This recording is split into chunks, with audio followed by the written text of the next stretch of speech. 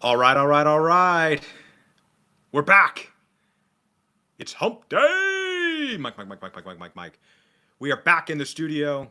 Joe is back from holiday in the lovely Rosemary Beach, Florida. We're in the studio. All is well. And all is well because the Three Lions are playing today as well. In keeping with this new rhythm and approach of talking about the name of the show and giving some context and background, to be or not to be, that is the question. The question from the famous William Shakespeare in Hamlet.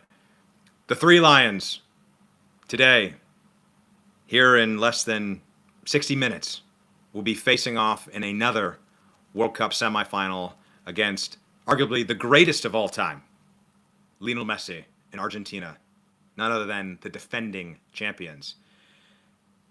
They'll be playing in Atlanta, Georgia, the Mercedes-Benz Stadium, where the fans will be on their feet cheering their nation, but in particular, the Three Lions supporters and the entire nation of England will be asking the question, is it to be or not to be? I was aghast to discover that the country that founded the sport, created the sport, England, has only won one World Cup, 1966. But what I was even more astounded by in my discovery, they have not been back to the World Cup final since 1966. A drought of championships since 1966. I've come to learn as well that there's kind of a cadence of championships. You've got your Continental Championship, your World Championship, and the World Cup, each set apart by 2 years. I thought it'd be fun to rattle off since 1966. This is just your simple Google search, so it could be wrong. AI, right? We don't know if it's entirely perfect. But in 1966, they were the champions of the world. 2 years later, in Europe, 1968, third place. 1970, back to the World Cup, quarterfinals. And from 1970 until 1980, there was a drought for England football. 1980 in Europe, group stage, couldn't even get out of the group. 1982, couldn't even get out of the group. 1986, quarterfinal. Now I'm into the World Cup cadence here. 1990, fourth place. 1994, doesn't even look like they made it. That was in the U.S. 1998, round of 16. 2002, quarterfinals.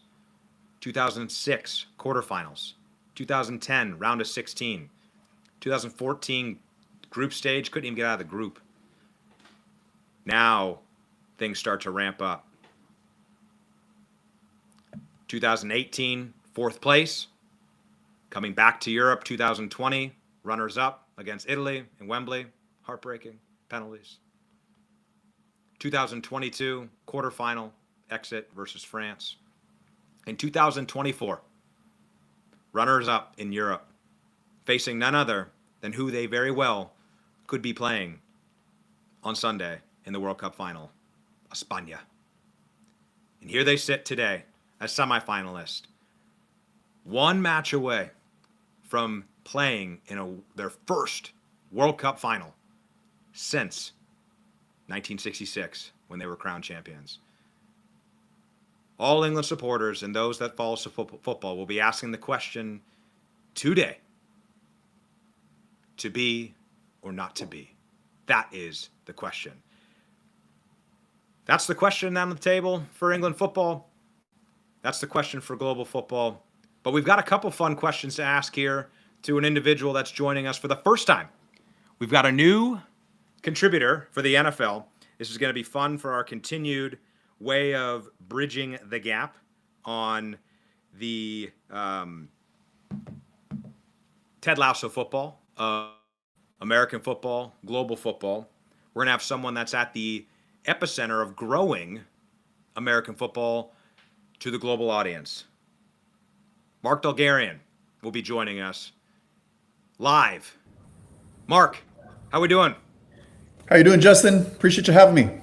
Oh, thanks for coming on. Where are you calling in from? I am calling from my house in Los Angeles. Oh, Los Angeles. Oh, the city of angels. How's the weather out there? It's one thing we always goofily talk about here in Erie, Pennsylvania is the weather. Drury Erie. It's weather's always a conversation starter. How is it It there in the city of angels? it is hot outside. Um, I'm a Hot. warm weather guy, so it works for me though. Oh, perfect, perfect, perfect. And I haven't seen anything in the news. We're safe from any of the fires that have sadly plagued the area this year. Correct? I knock on wood. I don't want to jinx it. Right. Yeah. No. Safe this year. Was pretty scary last year. Is about 20 minutes north of me, so I had kind of unfortunately, front row viewing of those fires. But yeah, we knock on wood. We're good this year. Oh well, praise be. You're okay, and prayers that everything continues to go well. For our listeners out there, talked about Mark being an individual that's at the epicenter of the NFL and the game of American football's global growth. Uh, didn't really dive into because I wanted to give you the floor on that. What your role is and what the International Player Pathways program is. I think this will be something that will be really cool for listeners and a fun platform to be able to tell what this program is that the NFL runs. That you are a critical part uh, in this initiative. Yeah, so I'm the head scout for the NFL's International Player Pathway Program. Program's been around since 2018. I'll give you kind of a quick rundown of what it is and its purpose.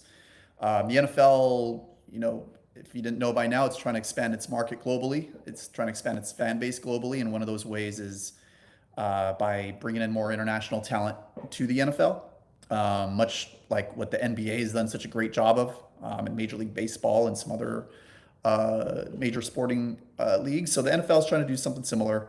Our job at the IPP is to find elite athletes from around the world to play in the NFL. And so, we've evolved quite a bit over the years. A lot of times, and you can see from, this picture, if you're looking at it, there's a lot of guys that are coming from other sports other than American football. When I started with the IPP in 2022, it was very apparent right away that the best athletes around the world are playing in sports other than American football, just because those other sports are more popular in the towns that they grow up in, and there's more money in it in those leagues out there. So, it's our job to not only find these elite athletes, but also create visibility on the game and on this opportunity, and see who rises to the top. Oh, awesome. Yeah, no, I think it's been cool to watch the NFL over the past couple years be intentional about their international efforts and what they're doing. Was really cool to see, this year for those of us in Western PA, right down the street in Pittsburgh, the feature that was done there, for the individuals that went through the International Player Pathways program and have that international tie to be able to play this very special game in the states. But and so folks, I think, are getting a taste of it. They're getting kind of tip of the iceberg. So it was awesome for you to kind of talk about what you're doing. Think that was really awesome, and now folks can have a way to associate it and know what effort's going into it. And with that said, like we had the graphic up there, but what are the type of athletes that are coming to the IPP? Like, is it majority rugby? You'd intuitively think that's who we're looking at, but are there any other sports that are finding themselves to have the skills, talents, athletic traits that can make the transition? Yeah. Just curious to know what the Yeah, profile is so of these guys. we look at sports, we'll look at any sport where guys have traits, and we'll look at any athlete regardless of where they're coming from. Now, obviously there are some certain boxes that you like checked right away. You can take a look at a guy's rugby footage and, see how he takes to physicality and tackling and taking hits and things of that sort. But, we've worked out handball players, we've worked out Gaelic football players, soccer players, basketball players. The big ones are basketball, rugby, track and field. Um, Working on getting more into Olympic style wrestling. Obviously, there's a lot of translation into the offensive defensive line. But yeah, we look wherever. Like I said, you'd be surprised at some of these handball players, for example. If you don't know what handball is, take a look at it. It's actually kind of a fun sport to watch. But there are some great athletes, big 6'4", 240-pound types, who are agile, who are explosive, who could jump, who can run. They just didn't have any other sport in their town, so they just grew up with handball. So a lot of my job is creating visibility on the opportunity, and it's like, hey, if whatever sport that you grew up with is not working out for you, you've always been interested to see how you'd fare in American football. The IPP is an opportunity that exists. And so once we identify the top athletes each year, or in each scouting cycle, we'll invite them to a developmental camp that takes place in Florida every year from January to April. And it's really designed for crossover athletes. We do have, athletes that do have football background as well. But there's a good component of it that does teach football from the ground up, so that, it's really kind of a training camp, boot camp for them, or kind of a boot camp and getting used to being in a football environment. So if they are signed or drafted to an NFL club, they've already been in that type of environment. They've never experienced that type of training. So, we look for guys from all sports, as long as they've got the traits and intangibles that'll make them, that could make them successful at the next level. Yeah, it's awesome. And for those that don't know about handball, I've had a lot of good friends at West Point that actually were on the handball team. Shout out Bada Mullane, Joe Clout, Reber, the whole gang. Phenomenal sport, great athletes. So if anyone hasn't checked it out, I definitely recommend it. And awesome to know that is a talent pool that is being tapped into. And curiously, what is some of the motivation here? Just a little bit of a riff on the topic of the athletes that are being found.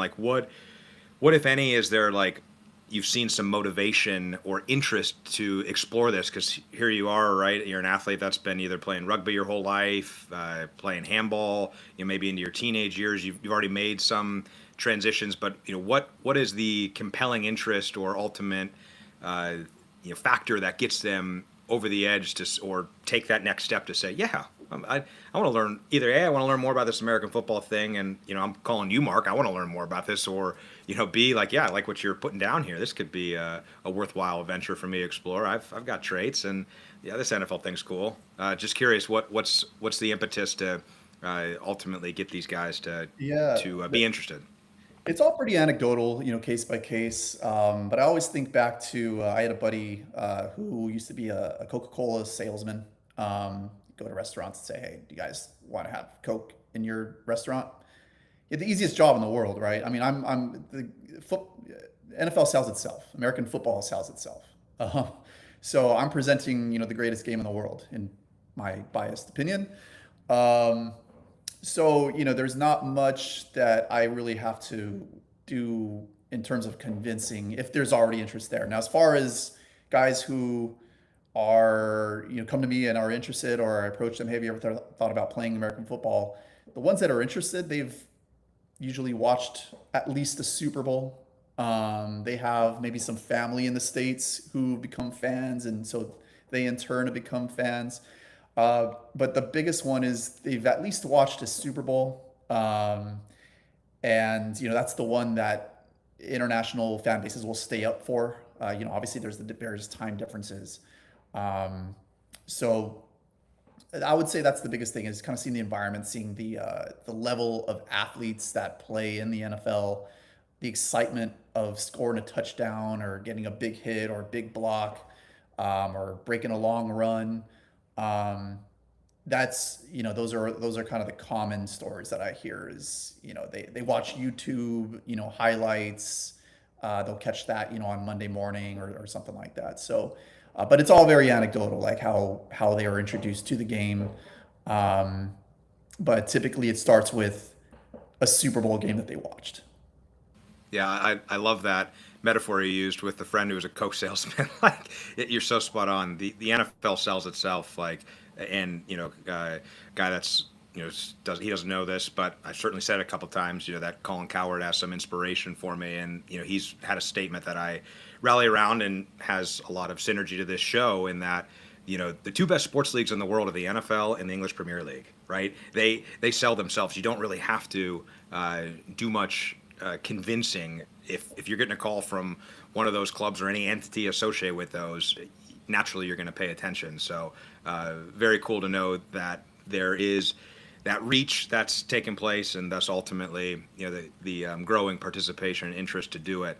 Now, when these individuals come into the IPP, this begs the question, being that most of them haven't played any American football and don't have a background, what have you seen as kind of the hardest transition for the athlete to make into American football, tackle football, probably specifically? Is it the terminology? Is it like, the body control, like the movement patterns are different, like positioning the sport? Like, just curious what usually ends up being a hurdle for these individuals to make, so that if we have any future listeners that, or any listeners that have future ambitions or know somebody that they think would be a great fit, they're able to give them this nugget of like, here's a be prepared to understand you're going to have this this learning gap. Yeah. I mean, if you were to break it up into tiers, number one at the top is the mental aspect of it, and that's the biggest surprise. We get feedback from guys after they finish the IPP training camp, and their number one kind of response that we get is they didn't think that there was that much studying and scheming and the concepts and the kind of that mental aspect. A lot of the classroom work that we do, um, they don't expect it to be that much work inside of a classroom. So there is a ton of learning that they have to do. Um, and that, and we get them to a point that we try to get them to a point where they're functional when they get into an NFL building, right? Where it's not like, they're not hearing another language they've never heard of once they get to a club. Um, so that's number one. That's the number one kind of challenge. And then it's, next tier, and then it's kind of the physical. Like what you said is the precision and the movements. That's a big one too. I mean, you take rugby, for instance, it's a very wide open kind of kickoff, punt, special teams kind of setting where they're opening up. They're on the balls of their feet, all game long, or even like soccer. Um, this football is played in much more confined spaces, much more of a short, bursty, type of movements, as opposed to the opening up your stride the whole time, um, a game. So that would be kind of the second biggest challenge outside of, by far and away, it's the terminology and the learning the schemes. Yeah, definitely. That takes me back to some of the archives. I can remember the Blow crew is now heralded as the poster child. Jordan Mailata, when we were in Atlanta and bringing him in, and oh gosh darn, old Philly, that Howie and them, they are just so crafty. They know when you got a free agent deal lined up, they're just going to use the pick, and they're going to end up picking him, which is exactly what they did. And I'm sure that Scott Pioli and Phil Emery have similar stories of frustration when that all occurred. But I remember when he came in the building and was sitting down talking with them, and that was exactly what he shared. He's just like, in his Aussie accent, like, "Oh mate, the amount of video you got to watch. Oh my gosh, it's mental. How was the accent? Was it all right? Was it okay? It's not bad. It's not bad.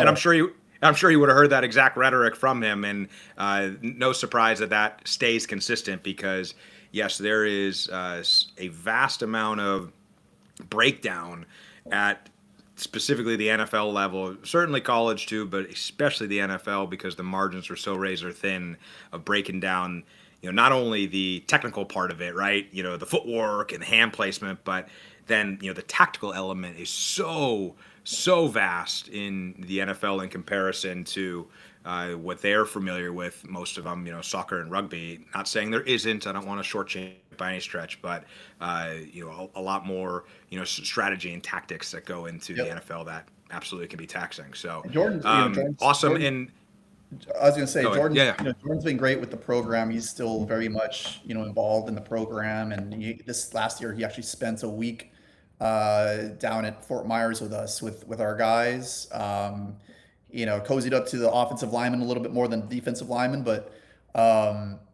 just the resource that he's been for our guys over the years, this year and in past years.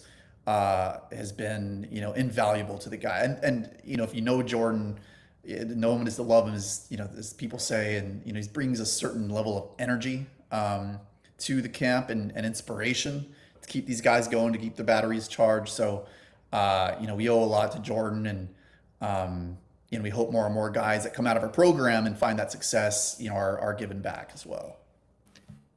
Well, that's one thing I feel like it's proof in the pudding as to the success of it, because just showing a little bit of the grays on my hair and following this and liking it, like that was Fa back in the day, because he was the poster child when it first started. And I can remember when Alex Gray was playing for the squad, and you saw these guys give back.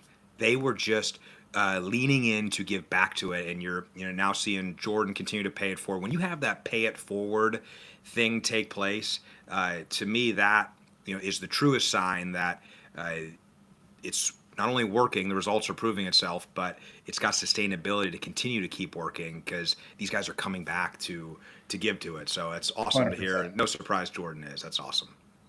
Yeah, 100%, 100%. So with this, IPP success it's having and the effect, do you see it having, an effect positively on the youth, right? Because we all understand that foundationally is what is, core to, the success of any game's ecosystem, and certainly talent pool. Like, are you seeing that take place? And can you tell us a little more about this NFL Academy? I imagine it's symbiotic and runs in concert with the IPP, but if you could expound upon what effect the IPP has had on the NFL Academy, and what's going on there up in Loughborough, and I think now even Australia, right? So yeah, and Gold Coast in Australia. Yep. So we're both under the international development umbrella. There's a lot of overlap. A lot of helping each other out in each other's events, whether it's games or talent ID events. So as you can imagine, if I'm looking for IPP prospects, sometimes I get a kid who's a great athlete, he's 15 years old. Hey, this might be a guy that our coaches up at the academy might be interested in. So, there's a lot of we're all working toward the same goal, which is expanding the game, creating pathways for these elite athletes, to play football at a high level and create opportunities for them in their lives. So, we work very closely with the academy. They're up at Loughborough. I'm actually headed up there in August to conduct some private workouts for some IPP guys. There's a lot of overlap there, and ideally, we want to show the world and athletes around the world that there are various pathways to playing American football, whether that's, you got an Uwar Bernard who goes from playing club basketball in Lagos, Nigeria, to he gets discovered at a talent ID camp in Africa, and 8 months later he's with the Philadelphia Eagles. To maybe there's a 15-year-old playing basketball in Germany, and his coach says, hey, you know what, you have kind of a football build, and you have those type of traits. You may want to check out the NFL Academy, and they'll make sure that your education is accounted for. It's basically a high school, and you're learning football at the academy, much like IMG Academy here in the States. They'll set you on a path to a potential college scholarship, and hey, at the very least, you're getting a free education, and at best, you make it to the NFL. And so, you're showing all these different pathways, and that's kind of the goal for both of us, is really just presenting these pathways to these elite athletes to see how football can, what they can give to the football community, and how it can give back to them. Yeah, that's awesome. And really cool to see the synergy and relationships taking place where, capital can be poured into Loughborough and, building out infrastructure, right? Now that becomes a actual centralized location that, the IPP can use for workouts, right? As well. And, just showing that relationship is huge for the youth. And I know I'm stating the obvious between you and I, but fun for our listeners that are getting educated this for the first time. Like, I think the flag element is going to be another critical component for growth Huge. on Yep. on the global scale, because when Americans are getting all wound up this summer about the World Cup and why can't we got the greatest athletes in the world, why can't we compete in the World Cup in soccer, what the heck, and like I've had to be educational in a couple of my offline discussions with folks of like, yes, 1,000%, we've got all the athletes in the world, but do you realize the barrier to entry to play global football and soccer? You just need a ball. That's all you need. Yep. That's it. You just need a Yep. ball. That's literally all you need. And all of our other sports, even of course, basketball has had success globally, but you still need a hoop. Right? You still need something to shoot. It's less than all the equipment you need in baseball, all the equipment you need in hockey, all the equipment you need in lacrosse, all the equipment you need in tackle football and American football, right? Flag football is going to be a way to now kind of meet global football where it's at, where it's like, wait, I just need a ball. I don't even need, like, I know we're calling it flags, but I could be two-hand touch for crying out loud. But it's going to 100%. be on this global stage with the Olympics. I think is going to be massive then, where it starts to become participatory in the school system. So when you nailed it from a talent identification standpoint, when there's a flag program at one of these primary schools and they may not, they're demonstrating traits that could be corollary and transfer to tackle football. Should make it a point to reach out to Chris Durham at the academy. I think he'd have a good shot, right? Yeah, So exactly. it's going to be awesome. And you can play it at 5 years old, and you can play it at 30 years old.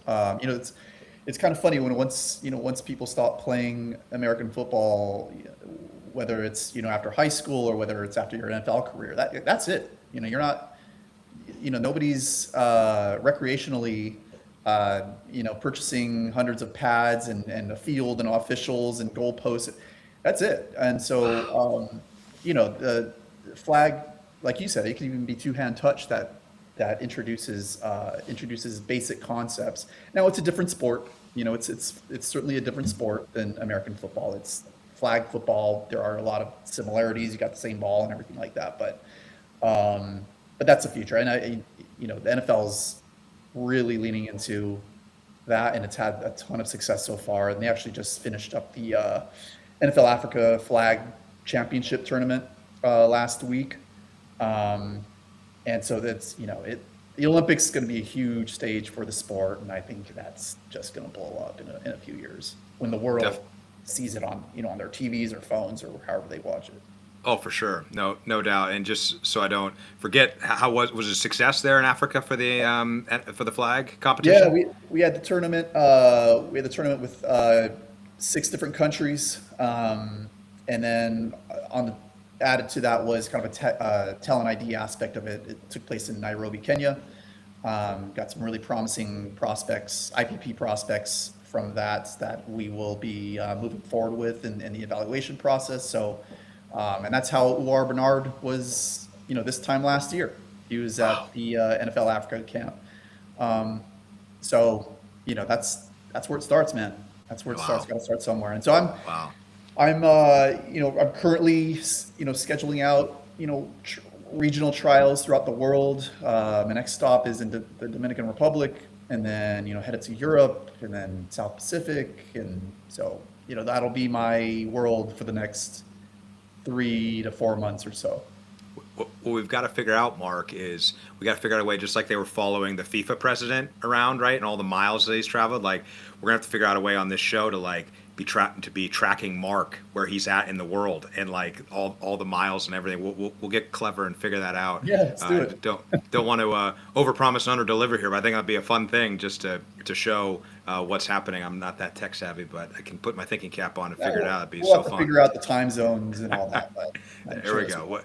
Yeah, where's Mark, right? It's like, where's Walter? Where's Mark in the world today? Yeah. Out there finding talent in the world. And I love what you said too, just so I don't forget. Like, never heard the talking point on the life cycle of football, because that is something I can remember, having some riffs with Scott Pioli about it. Of like, when you're done playing football, that's it.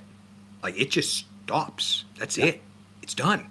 And like, how, and got all kinds of teammates and others like that I'm sure could relate to this, where like, yeah, it's that, what do you do in that liminal space of like, what's next, because this was my identity, this was my tribe, this was because you don't have an outlet to keep playing American football anymore. And yeah, that flag will be an unbelievable way to create, if you will, a bookend for the sport. So that was a cool thing to hear, and one I am hopeful comes to life, because that'll be great for folks that are in love with the game and wanting to keep playing. Yeah. So the longevity of flags would be great.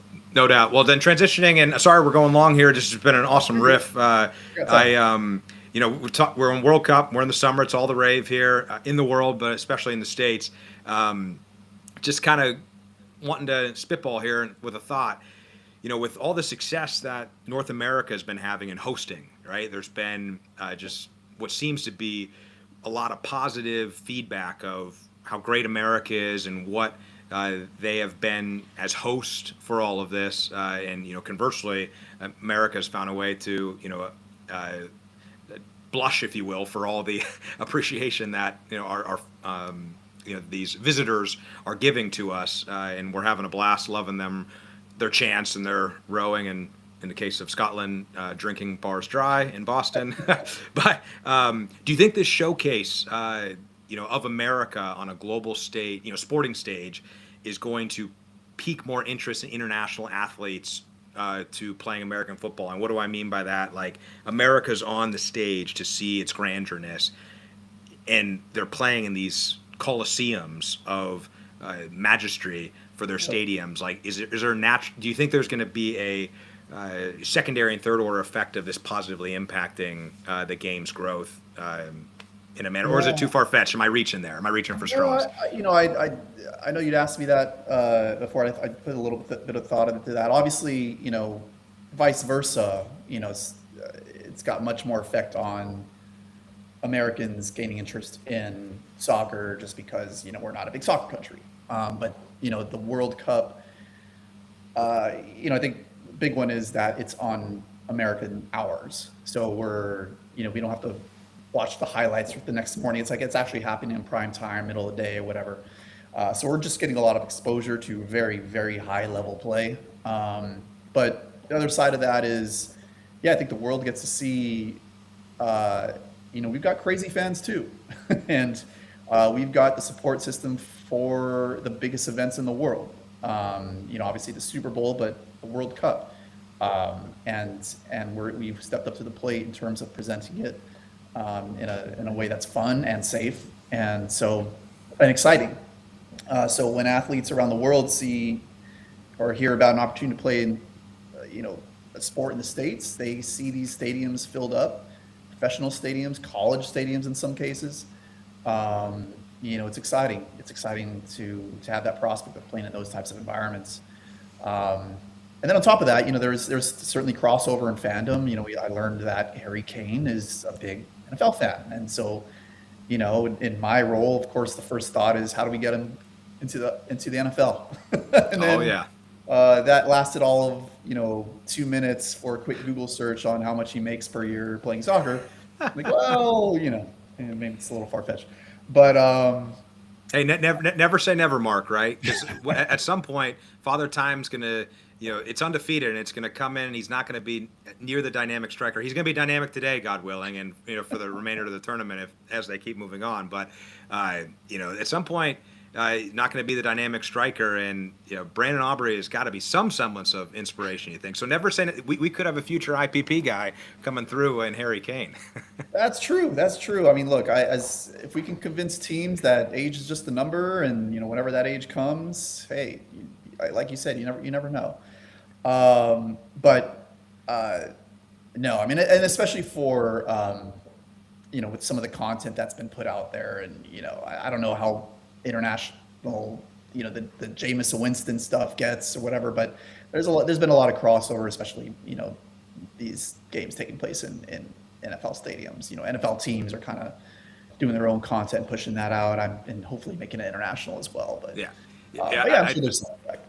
Yeah, it seems to have been mutually beneficial, which is great. And then last thing, just because I'm wearing the shirt, and I know you've been watching the World Cup, I got to ask, is it coming home? Do you think England can do it? Like, what's your take? Do you think the Three Lions can do it today and at a minimum punch their ticket for Sunday to have a chance at bringing back the World Cup trophy to England? Yeah, look, if you're looking for in-depth analysis here, you're not going to get it here. There's casual soccer fans, and then a level, and then there was me.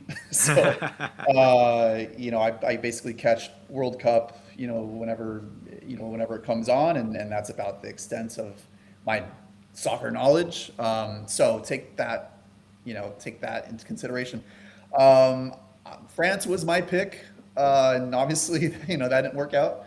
But what I like about England is, the well, Jude's incredible. And you So get the good. one-two punch of Jude and Harry. Harry's veteran leadership and Jude's electric athletic ability and striking ability. Like it's that's a fun duo to watch, and they just seem like a smart, well schemed team. Now, I love watching Messi. I mean, he's getting up there.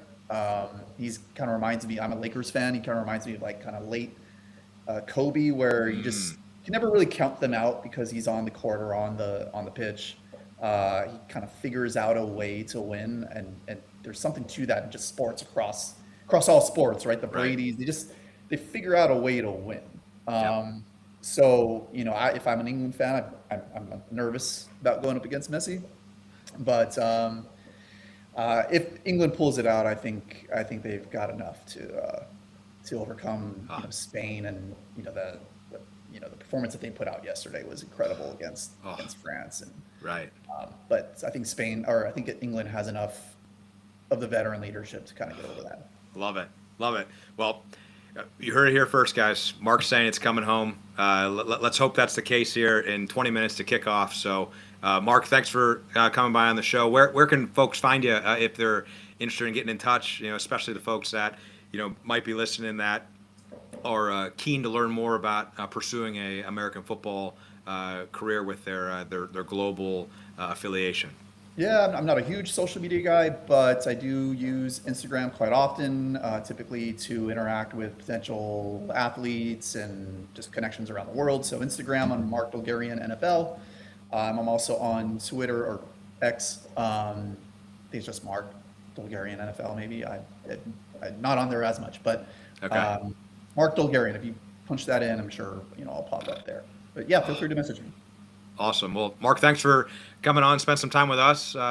Really awesome stuff to learn about what you're doing, and hope to have you back on. This Yeah, was great. Like, we're gonna if we can get you back on, we'll start figuring out a way to get creative. To where's Mark in the world today? yeah, yeah. Even when you can't come in, we're tracking the travels of you and this growth of our beautiful game across the world. So thanks again, Mark. Uh, Appreciate it, Justin. All right, take care. Thanks. Oh, just another gem. Got so fortunate. Shout out to Rod. Thanks for the intro, brother. Really appreciate it. That was awesome. What a it's awesome seminar there on how the NFL and American football is growing globally. Because here we are, a sport of, rather a show that is coined its own new term, Ted Lasso football, where we're that transatlantic bridge, and how fun to see the American sport growing globally and make it its own fun way of how this global sport has come to America and soccer, which get a move on, Schaff. We're 18 minutes to kickoff, so let's be understanding of what's before us. Before we go, though, because we couldn't get the terrace together again, we're still working tirelessly on that, but we've got our loyal Yankee, Will Zeckman. He dropped us a little prediction and a little bit of thoughts ahead of the game. Our Keystone Prophet. Let's hear what Will's got to say heading into the match here in 17 minutes. England, Argentina. Hello, listeners. Well, I'm sorry I can't be with you live. I thought I would give a pre-recorded message today, July 14th, Tuesday, 8:47 p.m. coming at you with my prediction for the second semifinal, where I, as you might imagine and can tell by the kit today, I'm back in England. They've got strength all around the pitch. They've got a great team. I don't think they've performed their best. They're going to finally put it together just when it counts. I'm going 3-1. Messi's going to be hard to stop, as he has been all tournament. He's probably the greatest player we've ever seen and will ever see, at least for a long time. However, there's just too much strength within England's midfield lineup, especially in their center midfield positions. Harry Kane, Jude Bellingham, I think will be too much for the Argentine defense to handle, especially their quick movements, their timed runs. I wouldn't be surprised to see a red card out of one of the Argentine defenders. And I don't know if they're going to have enough to get past, the back six, back seven of England consistently. We'll see. If I would love to see, an early goal, pull Argentina out of their shell a little bit. When they get ahead, they seem to be able to control the game and slow it down to the pace that they want to play. And they haven't had many situations where they've gone behind and really been tested as far as what can they produce when it matters most. So either way, I think it'll be a great final. Spain played well again. I mean, they are such a control-based team, and it would be a great matchup with either Argentina or England in the final. I just think England's got too much for them. So we'll see what happens. Again, my prediction, 3-1 England in normal time. Wow. Brother Will, thank you for that prediction. All England supporters are hoping that you, the Keystone Prophet, are correct again in your score prediction, that, and more importantly, just outcome, that the Three Lions are moving on, punching their first ticket back to the World Cup final since 1966. And all of us are hoping that you're correct in that we'll see the Three Lions going to their supporters at the final whistle, singing with the supporters this song. And with that, thanks everyone for stopping by. It's coming home. See you next time. Today is gonna be the day that they're gonna throw it back to you. By now you should have somehow realized what you gotta do. I don't believe that anybody feels the way I do about you now.